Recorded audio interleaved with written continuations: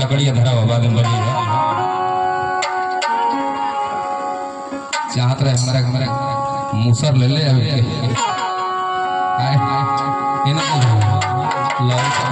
उखर के नहीं गोली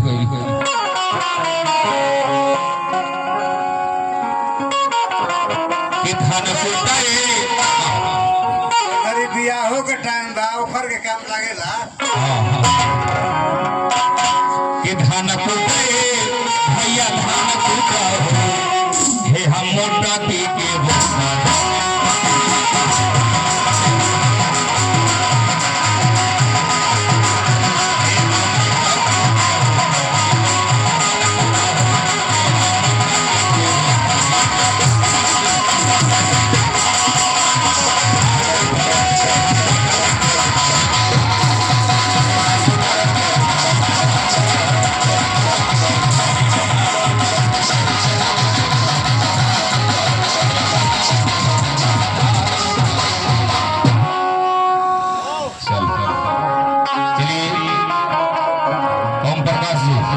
समाज से मुखिया जी